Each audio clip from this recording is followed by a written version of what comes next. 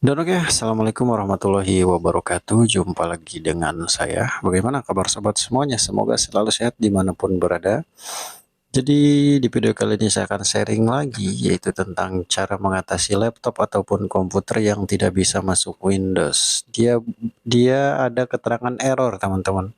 Jadi errornya itu seperti ini ya.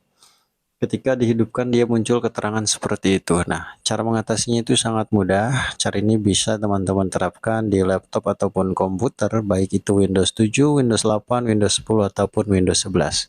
Cara ini aman tanpa menghapus data ataupun aplikasi.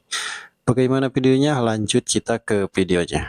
Dan saya akan contohkan penampakan errornya seperti apa. Tidak masuk Windows-nya ya, seperti ini ya. Ketika dihidupkan, dia kedip-kedip lalu ada tulisan seperti ini teman-teman ya. Press any key to restart operating system not found misalkan ya. Ini tidak bisa masuk Windows ya teman-teman ya. Jadi seperti ini aja. Kita matikan nanti kembali ke sini lagi. Nah, seperti itu ya. Kita akan mengatasinya dengan 3 cara teman-teman.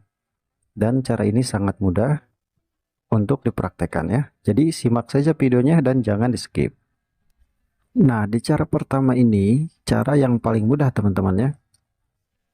Teman-teman tidak perlu mengatur apa-apa karena teman-teman hanya tinggal mencopot flash disk ini ya. Flash disk ini ya yang menyebabkan sistem menjadi bentrok kayak gitu ya.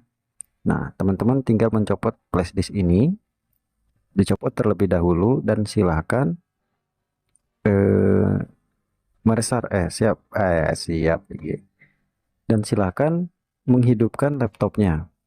Nah, ini cara pertama ya. Dan biasanya karena flash disk ini dicabut, laptop menjadi normal kembali teman-teman ya. Nah, inilah setelah flash disk dicabut, laptop bisa masuk Windows lagi.